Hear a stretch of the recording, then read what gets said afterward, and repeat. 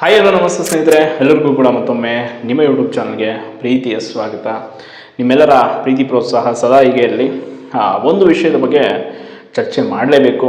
ನಿನ್ನೆ ಒಬ್ಬರು ಕಮೆಂಟ್ ಕೂಡ ಹಾಕಿದ್ರಿ. ಎಸ್ ಬಿ ಐನ ಒಂದು ಬ್ಯಾಂಕ್ ಮ್ಯಾನೇಜರು, ಸರ್ಜಾಪುರದ ಎಸ್ ಬಿ ಐ ಬ್ಯಾಂಕ್ ಬ್ರ್ಯಾಂಚಿನ ಮ್ಯಾನೇಜರ್ ಆಗಿರುವಂಥವರು, ಉತ್ತರ ಭಾರತದವರು, ಹಿಂದಿಯನ್ನು ಪ್ರೀತಿಸುವವರು, ಹಿಂದಿ ಭಾಷೆಯನ್ನು ಮಾತನಾಡುವಂಥವರು. ಅವರು ಕನ್ನಡ ಭಾಷೆ ಮಾತಾಡೋದಕ್ಕೆ ಅವ್ರಿಗೆ ಆಗಲ್ವಂತೆ. ಕನ್ನಡ ಅಂದರೆ ನಮಗೆ ಇಷ್ಟ ಇಲ್ಲ, ಆ ಭಾಷೆನ ನಾವು ಮಾತಾಡಲ್ಲ ಅಂತ ಹೇಳ್ತಾರೆ. ಒಬ್ಬ ಗ್ರಾಹಕರೊಂದಿಗೆ ನಡೆಸಿದಂಥ ಒಂದು ವಾದ ವಿವಾದದಲ್ಲಿ ನಾವು ಕನ್ನಡ ಭಾಷೆ ಮಾತಾಡಲ್ಲ ಅಂತ ಹೇಳಿದರು. ಅದಾದ ಮೇಲೆ ಕರ್ನಾಟಕ ರಕ್ಷಣಾ ವೇದಿಕೆ ಮತ್ತಿತರ ಸಂಘಟನೆಗಳಿಗೆ ವಿಷಯಗಳು ಮುಟ್ಟಿದ ಮೇಲೆ ಅವರು ಹೋಗಿ ಆ ಬ್ಯಾಂಕ್ ಮುಂದೆ ಹೋರಾಟವನ್ನು ಮಾಡಿ, ಬ್ರ್ಯಾಂಚ್ ಮುಂದೆ ಕಡೆಗೆ ಮನವಿಯನ್ನು ಕೊಟ್ಟು ಎಸ್ ಬಿ ಅವರಿಗೆ ಎಲ್ಲ ಆಗೋಯ್ತು. ನಿನ್ನೆ ಒಂದು ಘಟನೆ ನಡೆಯಿತು.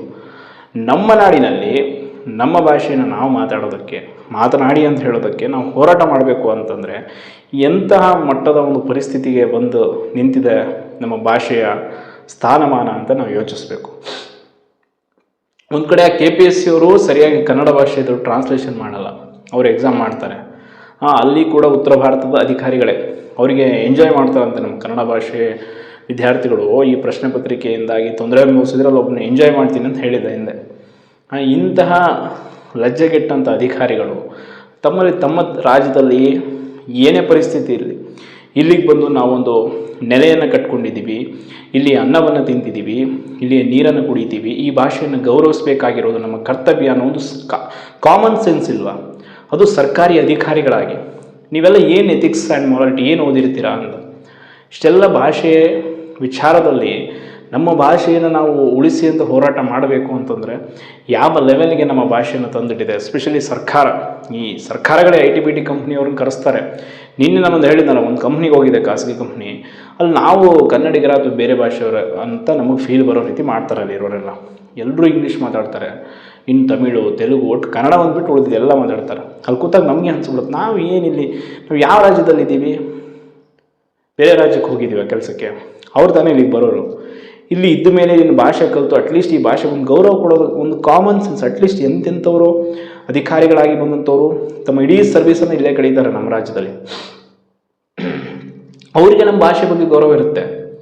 ಯಾಕೆ ಇವರು ಇತ್ತೀಚೆಗೆ ಈ ರೀತಿ ನಮ್ಮ ಭಾಷೆಯನ್ನು ತುಳಿತಾ ಇದ್ದಾರೆ? ಎಲ್ಲಿ ಹೋದರೂ ಕೂಡ ಕನ್ನಡಿಗರಿಗೆ ಒಂದು ರೀತಿ ಅವಮಾನ ಮಾಡ್ತಾರೆ. ಇತ್ತೀಚೆಗೆ ಸೋನು ನಿಗಮ್ ಕೂಡ ಅಷ್ಟೇ, ಅಲ್ಲಿ ಕನ್ನಡ ಅಂದಿದ್ದಕ್ಕೆ ಪೆಹಲ್ಗಾಮಲ್ಲಿ ಅಟ್ಯಾಕ್ ಆಯ್ತಲ್ಲ ಅಂತ ಅದನ್ನು ಹೋಲಿಸ್ತಾರೆ. ಈ ರೀತಿಯಾದಂಥ ಹೋಲಿಕೆ, ಈ ರೀತಿಯಾದಂಥ ಭಾಷೆಯ ಮೇಲೆ ಏನೋ ಅವ್ರಿಗೆ ಒಂಥರ ದುರಹಂಕಾರ. ನಮ್ಮ ಭಾಷೆ ಯಾಕೆ ಬಳಸಬೇಕು, ನಾವು ಹಿಂದಿ ರಾಷ್ಟ್ರೀಯ ಭಾಷೆ ಅಂತ ಕೂಡ ಕೆಲವರು ಹೇಳ್ತಾರೆ, ಹಿಂದಿ ನ್ಯಾಷನಲ್ ಲ್ಯಾಂಗ್ವೇಜ್. ಅದು ಎಲ್ಲಿ ಯಾರು ಮಾಡಿದಾರೋ ಗೊತ್ತಿಲ್ಲ, ಏನು ಇವರೇ ಮಾಡ್ಕೊಂಡಿದ್ದಾರೋ ಏನೋ. ಒಟ್ಟಿನಲ್ಲಿ ಕನ್ನಡ ಭಾಷೆಯನ್ನು ಕಲಿತಂಥ ವಿದ್ಯಾರ್ಥಿಗಳಿಗೆ ಈ ನೇಮಕಾತಿ ಆಯೋಗಗಳು ಒಂದು ರೀತಿ ಮಲತಾಯಿ ಧೋರಣೆಯನ್ನು ತೋರಿಸ್ತಕ್ಕಂಥದ್ದು. ಯಾಕೆ ಎಲ್ಲ ಮೊದಲಿಂದಲೂ ನೀವು ಸಂಸ್ಕೃತಿ, ನಮ್ಮ ಭಾಷೆಗಿರ್ತಕ್ಕಂಥ ಸ್ಥಾನಮಾನ, ನಮ್ಮ ಭಾಷೆಯ ಗೌರವವನ್ನು ಎಲ್ಲವನ್ನು ನೀವು ಮರೆತು ಬಿಟ್ಟಿದ್ದೀರಾ. ನೀವಿರೋದು ಯಾವ ರಾಜ್ಯದಲ್ಲಿ? ಫಸ್ಟ್ ಆಫ್ ಆಲ್ ನೀವಿರುವಂಥದ್ದು ಕರ್ನಾಟಕದಲ್ಲಿ. ಅಂದಮೇಲೆ ನಮ್ಮ ಪ್ರಾದೇಶಿಕ ಭಾಷೆಯನ್ನು ಕಲಿಬೇಕಾಗಿರುವಂಥದ್ದು ನಿಮ್ಮ ಆದ್ಯ ಕರ್ತವ್ಯ.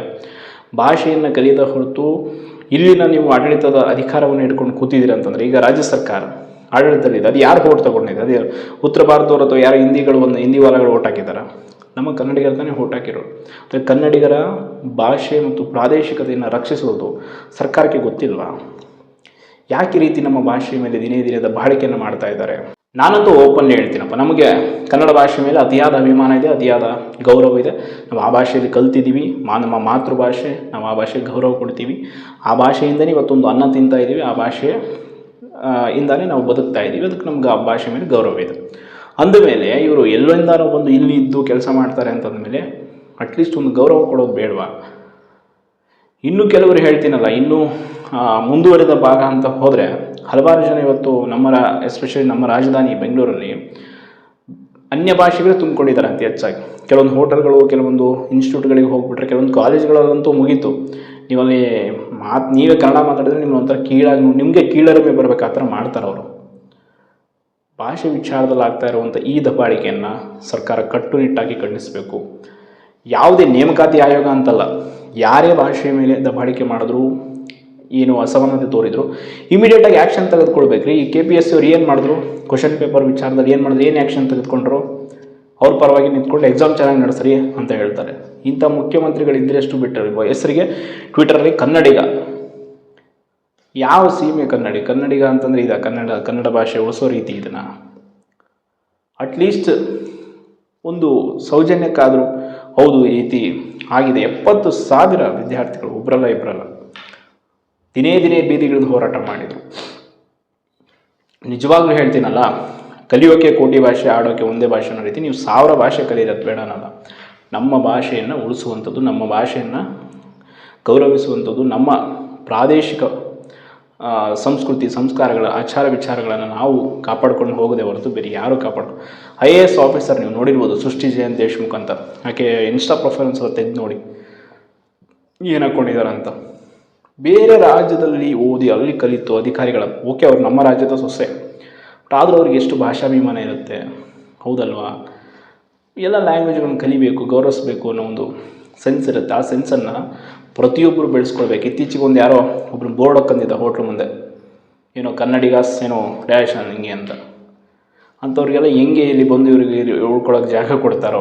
ಈಗ ಆಲ್ರೆಡಿ ಆಕೆ SBI ಮ್ಯಾನೇಜರ್ನ ಟ್ರಾನ್ಸ್ಫರ್ ಮಾಡಿದ್ದಾರೆ, ಬೇರೆ ರಾಜ್ಯಕ್ಕೆ ಹೋಗ್ತಾರೆ. ಇನ್ನು ಅವ್ರು ಬೇರೆ ರಾಜ್ಯಕ್ಕೆ ಹೋಗಿ ಎಲ್ಲೋ ಹೋಗಿ ಕೆಲಸ ಮಾಡಲಿ, ಬಟ್ ಇಲ್ಲಿ ಬಂದಮೇಲೆ ಇಲ್ಲಿ ಏನು ರೀತಿ ನೀತಿಗಳಿದೆ ಅದಕ್ಕೆ ತಕ್ಕಂಗೆ ನಡ್ಕೋಬೇಕು. ಇದು ಎಲ್ಲಿವರೆಗೂ ಸರ್ಕಾರ ಈ ರೀತಿ ಕಟ್ಟುನಿಟ್ಟಿನ ಕ್ರಮ ಕೈಗೊಳ್ಳಲ್ಲೋ ಅಲ್ಲಿವರೆಗೂ ರಿಪೀಟ್ ಆಗ್ತಾನೆ ಇರ್ತಿದ್ದಲ್ಲ. ಅವ್ರಿಗೆ ಗೊತ್ತಾಗ್ಬಿಟ್ಟಿದೆ ಇಲ್ಲಿನ ಸರ್ಕಾರ ಹಂಗಿದೆ, ಇಲ್ಲಿ ಏನು ಮಾಡಿದ್ರು ನಡೆಯುತ್ತೆ. ಒಟ್ಟಲ್ಲಿ ಬಂದು ಇಡೀ ರಾಜಧಾನಿನ ಕಬ್ಬಬ್ಬಿಸ್ಬಿಟ್ಟು ಇವತ್ತು ನೋಡಿದ್ವಿ, ಗ್ರೇಟರ್ ಬೆಂಗಳೂರು ಮಾಡ್ತೀವಿ ಅಂತ ಹೋದವರು ಸ್ವಿಮ್ಮಿಂಗ್ ಪೂಲ್ ಥರ ರೋಡ್ಗಳಾಗಿದೆ. ರಸ್ತೆಗಳಲ್ಲಿ ಯಾವ ರೀತಿಯಾಗಿ ಓಡಾಡಬೇಕು ಅನ್ನೋದೇ ಗೊತ್ತಾಗ್ತಿಲ್ಲ, ಆ ರೀತಿ ಇದೆ.